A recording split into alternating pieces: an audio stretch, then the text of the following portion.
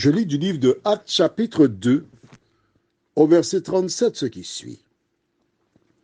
Après avoir entendu ce discours, ils eurent le cœur vivement touché et ils dirent à Pierre et aux autres apôtres, « Hommes frères, que ferons-nous » Prions. Notre Seigneur, notre Dieu, nous allons une fois de plus lire ta parole et chercher à comprendre ce qu'elle nous réserve. Cet esprit, merci de nous accompagner dans la connaissance et la compréhension de toute la vérité. Nous t'en prions, au nom de Jésus pour ta gloire éternelle. Amen. Que s'est-il passé? Pour celles et ceux qui écoutent les WhatsApp, ils ont déjà compris, ceux qui connaissent un peu la Bible, que j'utilise un langage simple avec tous les éléments afin que les personnes qui découvrent pour la première fois la Bible comprennent ce qui se passe. C'était le jour de la Pentecôte. Mais pour t'expliquer le jour de la Pentecôte, il faut savoir que Jésus a dit aux disciples de rester à Jérusalem, qu'ils recevraient à Jérusalem le Saint-Esprit. Pourquoi? Les Juifs de partout vinrent à Jérusalem pour participer à la Pâque, comme les Arabes font pour la Mecque. C'est le voyage.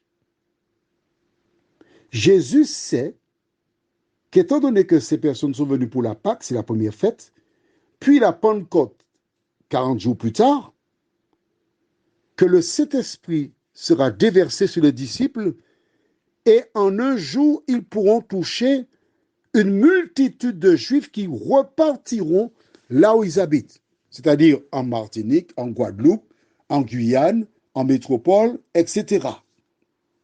Donc, il leur a dit, restez à Jérusalem. Et selon la parole de Jésus, ils sont restés. Ils ont fait la paix parce que jusque-là, ils se battaient pour avoir la meilleure place. Ils ont compris que Jésus n'était pas venu pour un royaume terrestre. Ils ont parlé, échangé, confessé leurs péchés. Et alors le Saint-Esprit est descendu sur eux comme une langue de feu. Et ils ont commencé à parler en des langues différentes. Attention. Des langues différentes, il faut lire ça dans Acte 2, à partir du premier verset, jusqu'au verset 12. D'accord? Quand il parlait en langue, les gens qui étaient là entendaient. C'est-à-dire, certains qui ne parlaient pas espagnol ont commencé à parler espagnol. D'autres, français. D'autres, portugais, etc., etc., etc. Et les personnes présentes disent, mais comment ces gens sont d'ici et ils parlent dans des langues que nous comprenons?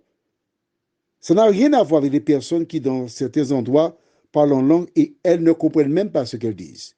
Les gens, là, ils comprenaient.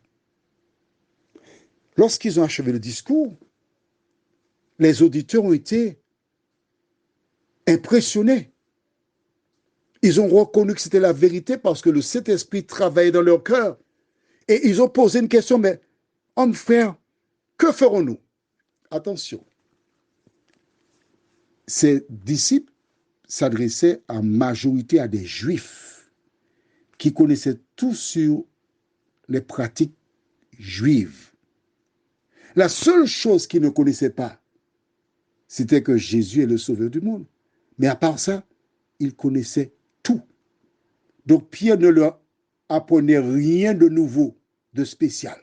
Est-ce que c'est clair pour toi cela? Que ferons-nous? La réponse, nous la verrons demain si Dieu nous prête vie. Prions. Notre Seigneur, notre Dieu, le verset du jour nous montre ce que nous devons faire quand nous sommes convaincus de quelque chose de divin. Merci pour la parole. Merci de nous aider à la mettre en pratique. Merci de vivre pour toi et de te suivre jour après jour.